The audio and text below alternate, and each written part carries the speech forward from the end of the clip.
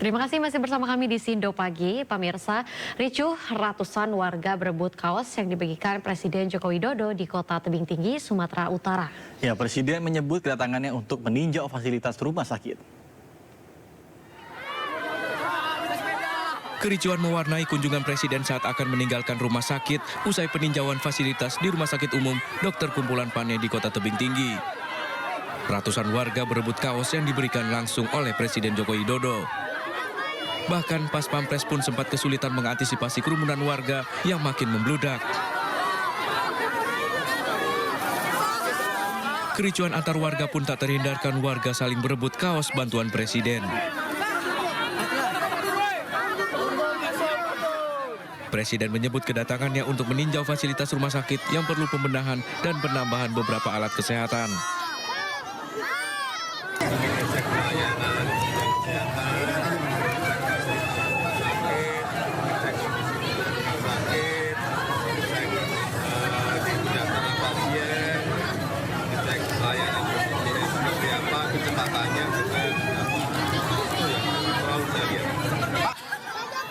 Usai tinjauan, Presiden melanjutkan dengan bersilaturahmi bersama ribuan peserta JKN KIS di Kota Tebing Tinggi. Dari Kota Tebing Tinggi, Sumatera Utara, Abdullah Sani, iNews melaporkan.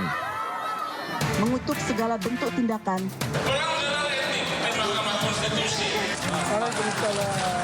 penyalahgunaan kewenangan dan kekuasaan. Supaya etika dan moral dalam berpolitik itu tetap dijaga. Dengan menjunjung tinggi Pancasila dan berjuang mewujudkan nilai-nilai di dalamnya.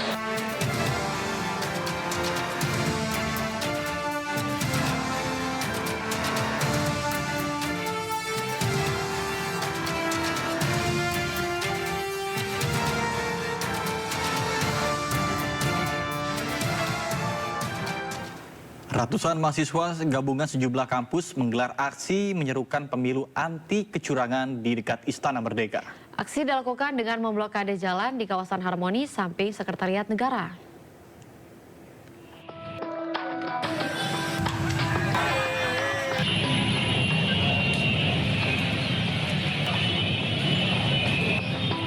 Sejumlah mahasiswa sempat melakukan pembakaran ban di kawasan lampu merah Harmoni tak jauh dari Istana Negara Jakarta Pusat. Aksi ratusan mahasiswa ini dikawal ketat polisi akhirnya membubarkan diri sekitar pukul 19.30 Rabu malam. Aksi mahasiswa gabungan dari berbagai universitas ini diawali dari depan Tugu 12 Mei Kampus Trisakti di kawasan Grogol, Jakarta Barat. Para mahasiswa ini menyerukan pemilu anti kecurangan. Tapi pastinya mahasiswa akan terus mengawal isu ini. Kita tidak akan berhenti sampai dengan hari ini aja, apalagi ketika mungkin nanti tidak ada respon sama sekali gitu loh. Dalam aksinya, mahasiswa sempat menutup jalan Majapahit sekitar Harmoni hingga berimbas kemacetan di sejumlah lokasi.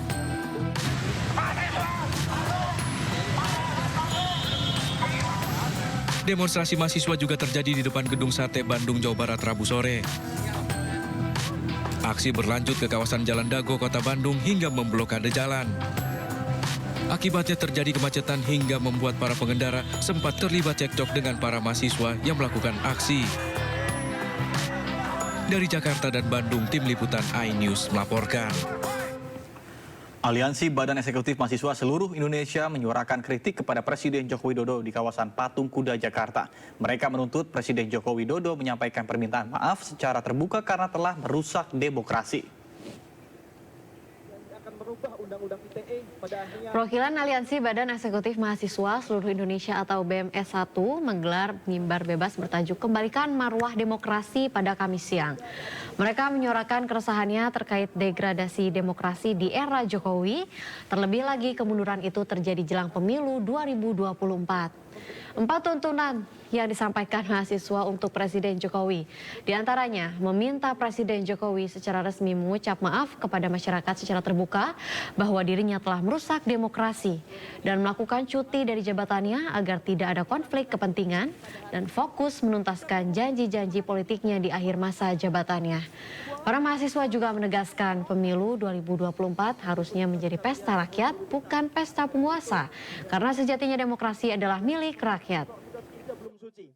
Mungkin mereka najis dengan kotoran-kotoran tangan mereka. Kita menginginkan supaya Jokowi ini tidak merusak demokrasi kita. Kita lihat di 2 minggu terakhir ini, para guru besar kita, guru besar kami, Sivitas Akademika di seluruh Indonesia telah menyuarakan. Ini adalah suara kemurnian hati. Ini adalah suara hati nurani. Mengingatkan Jokowi, kita sebagai akademisi tidak punya kepentingan apapun di pemilu 2024 ini. Kecuali apa? Kecuali sebagai guardian of moral dari bangsa dan negara gitu. Dan kita melihat bahwasanya sekarang Jokowi sedang berbelok.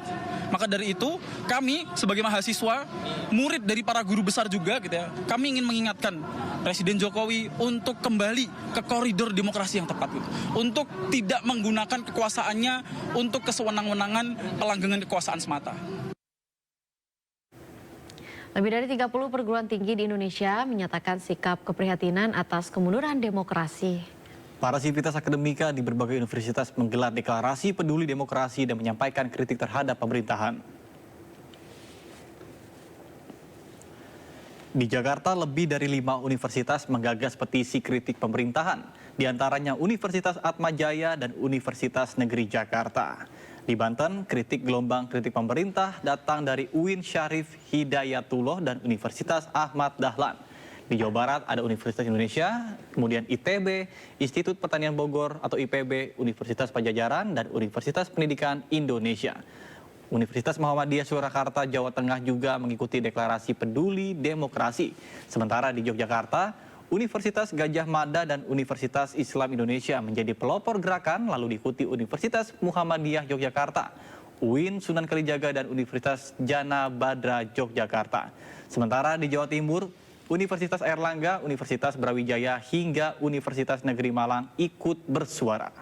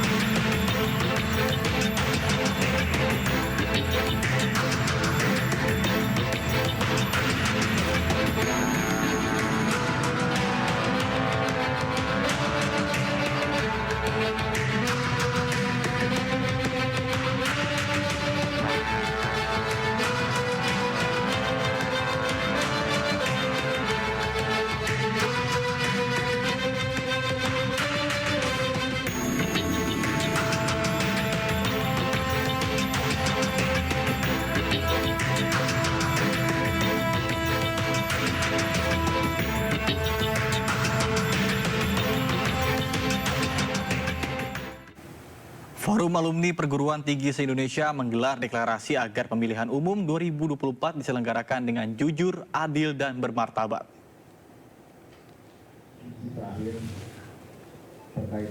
Deklarasi diselenggarakan di Gedung Joang 45 Menteng, Jakarta Pusat. Deklarasi ini bertujuan agar pemilu dan Pilpres 2024 berjalan dengan demokratis. Deklarasi ini dihadiri sejumlah alumni dari universitas di Indonesia, di antaranya alumni dari Institut Teknologi 10 November, alumni ITB, alumni UI, dan alumni Universitas 11 Maret, alumni UGM, dan sejumlah alumni dari Universitas Indonesia lainnya.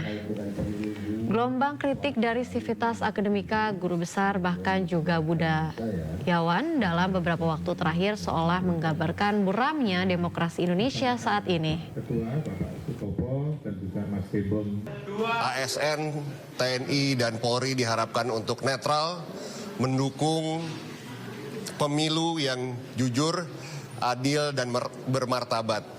Jadi kami semua berkumpul pada hari ini untuk mengingatkan dan juga mengajak masyarakat untuk hadir di TPS pada tanggal 14 Februari, bukan hanya untuk menyampaikan suaranya, tapi juga untuk sama-sama menjaga agar pemilu ini berjalan dengan lancar, berjalan dengan jujur dan adil.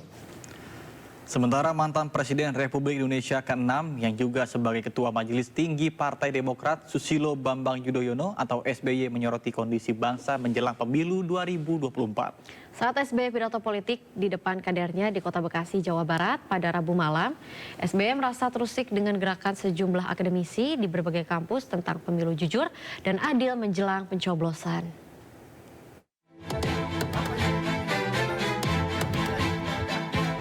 Ketua Majelis Tinggi Partai Demokrat Susilo Bambang Yudhoyono menyoroti kondisi bangsa Indonesia menjelang pemilihan umum 2024. SBY menyebut muncul sejumlah gerakan sivitas akademisi di berbagai kampus yang ada di Indonesia. Hal ini disampaikan dalam pidato politiknya di salah satu hotel di Kota Bekasi, Jawa Barat. SBY menyampaikan kegusaran dirinya dengan kondisi bangsa saat ini. Presiden ke-6 Indonesia ini juga merasa terusik dengan gerakan sejumlah akademisi di berbagai kampus tentang pemilu jurdil menjelang pencoblosan.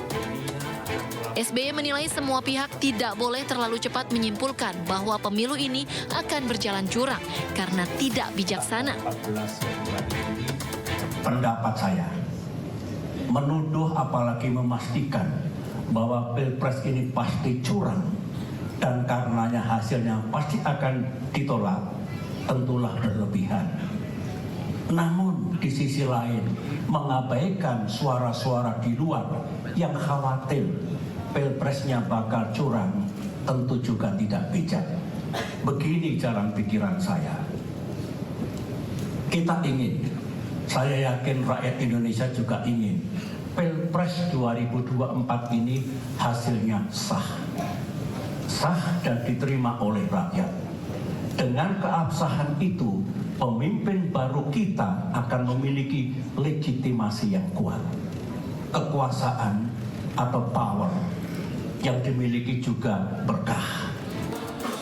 SBY juga berharap proses pemilu 2024 bisa berjalan lancar dan memiliki legitimasi hukum yang kuat agar pemerintahan ke depan berjalan dengan baik.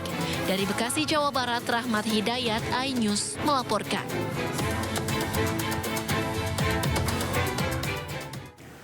Seruan agar semua pihak menjaga pemilu agar berjalan sesuai koridor demokrasi, moral, dan juga etika kian masif disuarakan di berbagai kampus di tanah air. Namun sejumlah sivitas akademika mengaku mendapat intimidasi.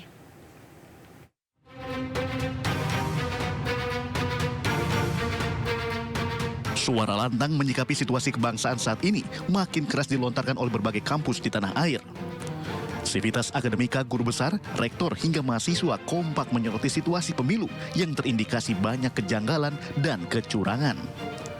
Di Universitas Gadjah Mada, para guru besar mengkritik tindakan Presiden Jokowi yang dianggap telah menyimpang. Mereka juga meminta agar Jokowi kembali pada koridor demokrasi. Petisi untuk pemerintah juga disampaikan Sivitas Akademika Universitas Islam Indonesia Yogyakarta. Lewat petisi berjudul Indonesia Darurat Kenegarawanan, mereka menyampaikan keprihatinan atas kondisi politik kebangsaan yang terjadi akhir-akhir ini. Petisi ini dibuat bukan sebagai partisan, namun murni bentuk keprihatinan.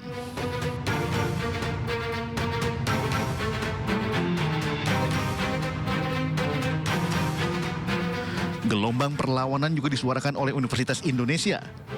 Suara lantang mereka menyoroti soal demokrasi yang penuh intimidasi, terutama jelang pemilu 2024.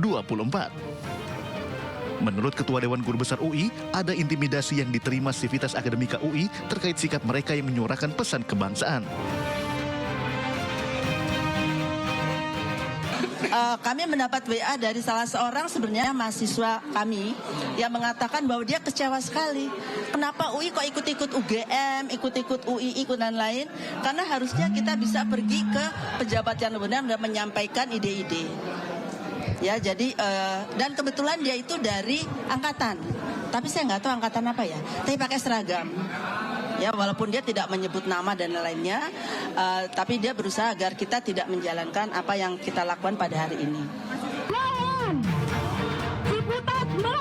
Seruan moral demokrasi juga muncul di Universitas Islam Negeri Syarif Hidayatullah.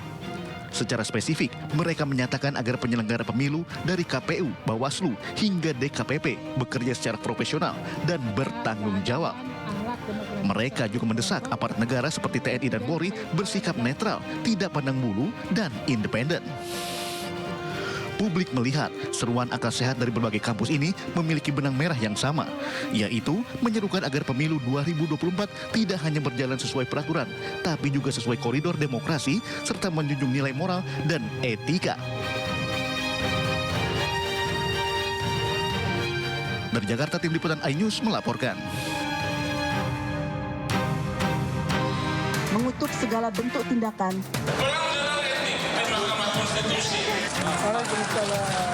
penyalahgunaan kewenangan dan kekuasaan. Supaya etika dan moral dalam berpolitik itu tetap dijaga. Dengan menjunjung tinggi Pancasila dan berjuang mewujudkan nilai-nilai di dalamnya.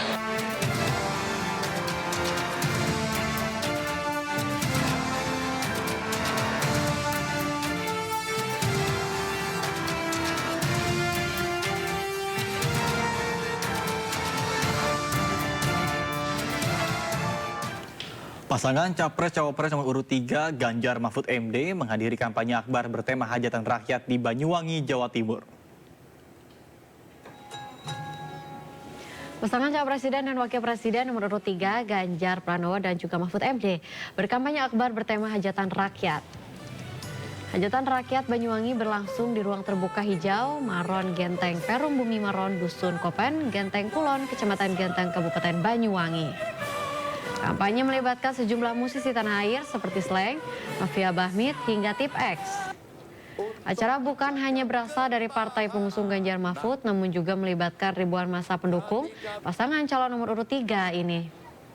Di Banyuwangi, Mahfud MD akan membacakan maklumat untuk menjawab bahwa rakyat memerlukan pemimpin yang mampu memperjuangkan keadilan. Setuju 3?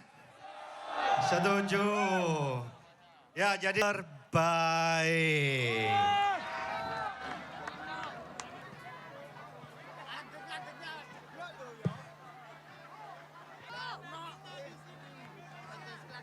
Tadi ketika Ibu mulai masuk ke sini, Ibu lihat banyak sekali.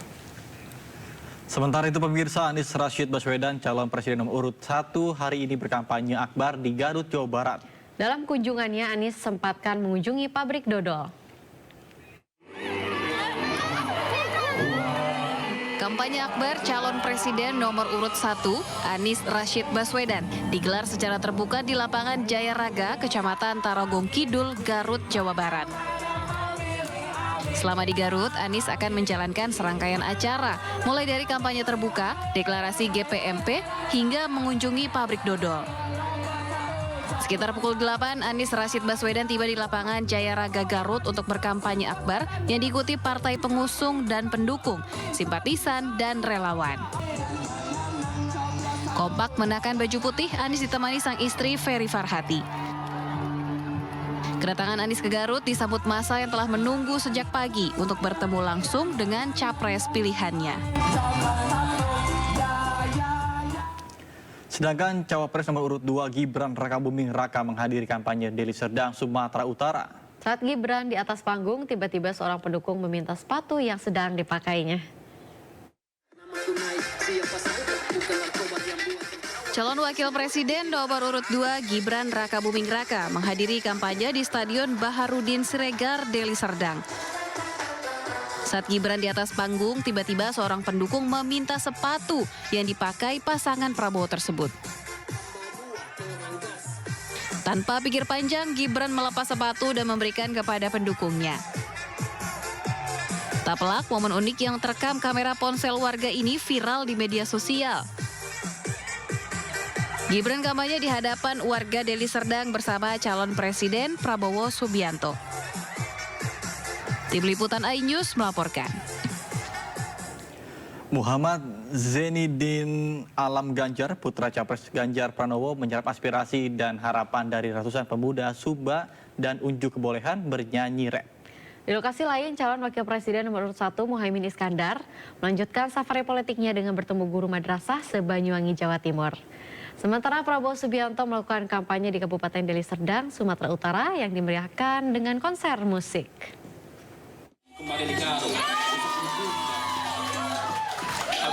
Putra Capres Ganjar Pranowo, Alam Ganjar, unjuk kebolehan bernyanyi rap di hadapan puluhan pemuda Sumba. Alam Ganjar tampak menikmati nyanyiannya tanpa canggung dan dengan kepercayaan diri yang tinggi. Momen tersebut terjadi saat Alam Ganjar berkesempatan bertemu dengan puluhan pemuda di salah satu kafe di Waingapu, Sumba Timur, Nusa Tenggara Timur. Usai ditantang bernyanyi, Alam kemudian melanjutkan diskusi bersama pemuda untuk menyerap sejumlah aspirasi. Dalam diskusinya, Alam menyoroti sejumlah poin, antara lain soal transportasi dari dan menuju Pulau Sumba yang tergolong masih mahal. Padahal menurut Alam, Pulau Sumba memiliki potensi wisata yang sangat besar. Jadi macam-macam sih, banyak banget soal bagaimana memang akses dasar di sini tuh perlu digencarkan lagi. Ada ketimpangan juga menjadi salah satu hal yang jadi masalah dari dulu ya, sini kemiskinan ekstrim, ketimpangan, dan juga tadi dibicarakan kami hanya butuh sila kelima yang difokuskan dalam NDT ini. Di akhir diskusinya, bersama pemuda Sumba, Alam Ganjar diberikan simbolisasi penyerahan kain tenun, aspirasi dan harapan yang akan dirinya serahkan untuk ayahnya, Ganjar Pranowo.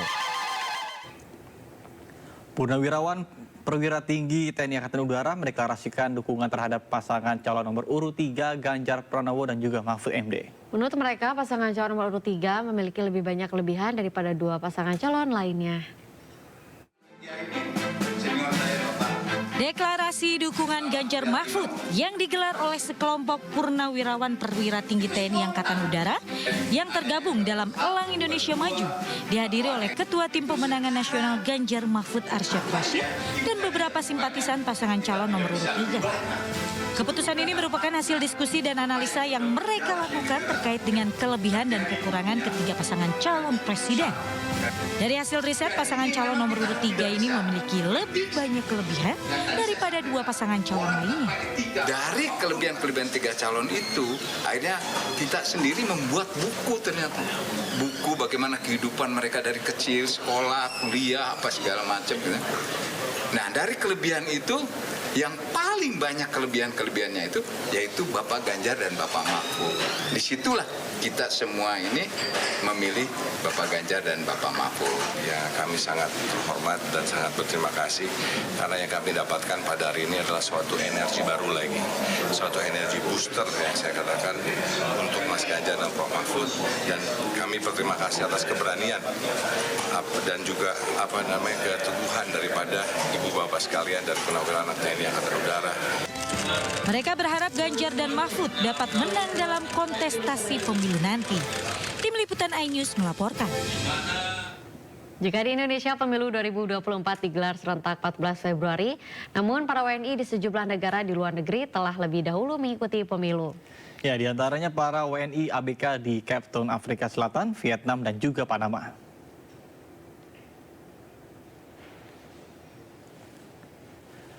Lebih dari 700 pemilih Indonesia yang tinggal di Vietnam antusias melaksanakan hak warga negaraannya untuk pemilu Indonesia 2024. Pemilu digelar di dua tempat pemungutan suara Kedutaan Besar Indonesia di Hanoi dan Konsulat Jenderal di kota Ho Chi Minh. Pemberian hak suara dilakukan melalui keberadaan tempat pemungutan suara melalui surat pos.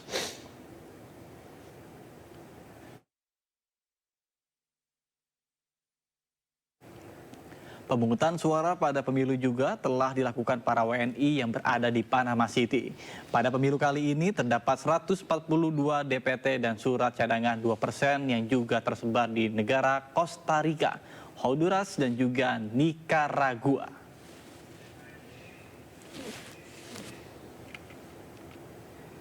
Panitia Pemilu Luar Negeri PPLN Cape Town, Afrika Selatan juga telah melakukan pemungutan suara bagi puluhan WNI anak buah kapal pada 4 Februari lalu. Mereka menyampaikan surat suaranya melalui kotak suara keliling dan di Indonesia Safe Haven Corner ISC.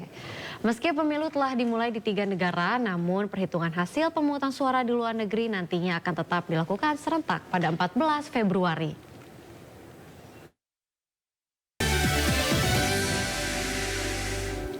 Terima kasih Anda masih bersama kami di Sindo Pagi. Pemirsa, ratusan warga kurang mampu di Cempaka Putih, Jakarta Pusat serbu operasi pasar murah yang digelar Pemprov DKI Jakarta di kantor Kelurahan Cempaka Putih Barat pagi kemarin. Banyaknya warga yang ingin mendapatkan paket sembako murah membuat antrean yang terjadi cukup panjang.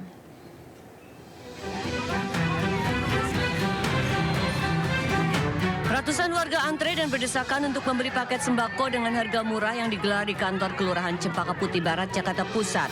Setiap warga bisa membeli paket sembako seharga Rp100.000 berisi 5 kg beras, 2 liter minyak goreng kemasan, 1 kg gula pasir, dan 1 kg tepung. Selain itu, warga juga bisa membeli satuan yakni 4 kg beras seharga Rp50.000, 1 kg gula pasir seharga Rp15.000, dan 2 liter minyak goreng seharga Rp25.000. Terigu, pokoknya lumayan lah Pak untuk bulan puasa nanti, menyambut bulan puasa ibu-ibu. Oh gitu. Persyaratannya itu gampang lah. Gampang kok, tinggal ini aja KTP, udah gitu ada kupon ya, pakai kupon. Dengan selisih banyak, terutama harganya kurang lebih 35.000. Oh, selisih harga 30.000. Ya? Berarti murah. Operasi pasar ini digelar untuk membantu mengurangi beban masyarakat di tengah tingginya harga bahan pangan yang terus meroket. Dari Jakarta, Rani Sanjaya, iNews melaporkan. Pemerintah akan memberikan kepastian dalam berusaha hingga keamanan di dalam pemilu 2024 demi menjaga dorongan konsumsi masyarakat terhadap pertumbuhan ekonomi. Pemerintah juga akan mendorong penyaluran bantuan sosial demi menjaga daya beli. Di tengah penurunan konsumsi masyarakat pada triwulan keempat 2023, pemerintah akan mendorong konsumsi dengan memberikan kepastian dalam berusaha hingga keamanan di tahun pemilu demi menjaga dorongan konsumsi terhadap pertumbuhan ekonomi. Menurut Menko Perekonomian Erlangga Hartarto, pentingnya menjaga kepastian kepada masyarakat sebagai upaya untuk meningkatkan geliat konsumsi rumah tangga. Apalagi konsumsi rumah tangga merupakan penopang terbesar terhadap pertumbuhan ekonomi domestik, di mana konsumsi rumah tangga menyumbang 58,83% dari pertumbuhan ekonomi. Sementara dari sisi konsumsi kelas menengah bawah, pemerintah akan mendorong penyaluran bantuan sosial demi menjaga daya beli. Memberi kepercayaan untuk masyarakat ada kepastian, karena biasanya mereka akan less spending kalau mereka merasa bahwa ke depan ada ketidakpastian. Mereka akan menabung. Nah, oleh karena itu kepastian akan menjadi penting, terutama juga bahwa proses politik akan berjalan lancar sehingga investasi juga tidak menunda, kemudian orang lebih berani spending, tetapi tentunya juga dari segi kelas menengah ke bawah, pemerintah mengganjal dengan bansos agar daya beli bisa tertahan, kemudian juga inflasi bisa lebih rendah, sehingga tentu diharapkan market confidence akan lebih tinggi lagi.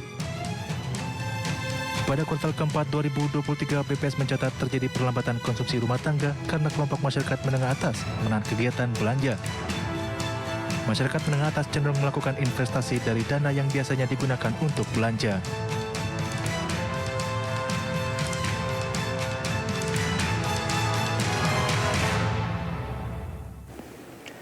Pemirsa, laju pertumbuhan ekonomi Indonesia stagnan di angka 5% dan hanya di posisi ketiga di Asia Tenggara setelah Filipina dan juga Kamboja. Sementara untuk jadi negara maju, Indonesia perlu meraih angka pertumbuhan di atas 6%. Dan bagaimana caranya? Mimpi Indonesia untuk menjadi negara maju pada tahun 2045 kian sulit. Hal ini sering dengan laju pertumbuhan ekonomi nasional yang stagnan di angka 5%. Berdasarkan data BPS, tingkat pertumbuhan ekonomi Indonesia sepanjang tahun 2023 lalu hanya sebesar 5,05%. Angka ini bahkan melambat dibandingkan tahun 2022 sebesar 5,31%. Adapun untuk dapat menjadi negara maju pada tahun 2045, Indonesia dinilai membutuhkan laju pertumbuhan ekonomi minimal sebesar 6% setiap tahunnya. Dengan tingkat pertumbuhan ekonomi yang masih stagnan di angka 5%, ekonom Selius Nailul Huda membenarkan bahwa mimpi Indonesia menjadi negara maju menjadi semakin sulit tercapai. Tren pertumbuhan di 5% ini diproyeksi berlanjut apabila tidak terdapat upaya untuk memperbaiki implikasi investasi terhadap perekonomian Indonesia. Meski demikian, ekonom menyatakan bahwa pemerintah masih dapat merealisasikan angka pertumbuhan ekonomi sebesar 6%. Hal itu bisa dilakukan dengan memperbaiki iklim investasi, ditandai dengan perbaikan rasio investasi terhadap PDB atau Incremental Capital Output Ratio atau ICOR. Sebagai informasi, tingkat ICOR Indonesia tercatat sebesar 7,6 pada Maret 2023. Angka ini dinilai masih tinggi sebab tingkat ICOR negara maju rata-rata berada di bawah 3. Adapun semakin rendah tingkat ICOR, maka semakin efisien investasi dan dampaknya terhadap perekonomian semakin besar.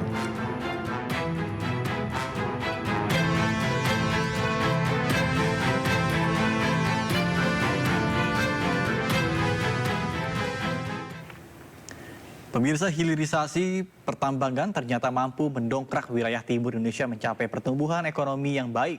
Maluku Utara meraih provinsi dengan pertumbuhan ekonomi daerah paling tinggi sebesar 20,49% secara year on year. Badan Pusat Statistik melaporkan produk domestik bruto Indonesia tumbuh 5,05% pada tahun 2023. Capaian tersebut dikontribusikan oleh positifnya pertumbuhan ekonomi berbagai provinsi di tanah air. Dari 38 provinsi, BPS menyebut Maluku Utara sebagai provinsi dengan pertumbuhan ekonomi daerah paling tinggi sebesar 20,49% secara year on year. Wilayah Pulau Sulawesi tumbuh sebesar 6,37%. Pertumbuhan tertinggi ada di Pulau Maluku dan Papua sebesar 6,94%. Pertumbuhan ekonomi tahun 2023 tertinggi tercatat di Provinsi Maluku Utara sebesar 20,49%, kemudian diikuti oleh Sulawesi Tengah sebesar 11,91%. BPS mengungkapkan pesatnya pertumbuhan ekonomi Maluku Utara tidak terlepas dari kontribusi hilirisasi di wilayah tersebut. PLT Kepala BPS menyebut sumber pertumbuhan utama di Maluku Utara ialah industri pengolahan serta pertambangan dan penggalian. Selain Maluku Utara, Sulawesi Tengah juga menjadi provinsi yang merasakan dampak positif dari hilirisasi, di mana BPS mencatat pertumbuhan ekonomi di Sulawesi Tengah mencapai 11,91% secara tahunan.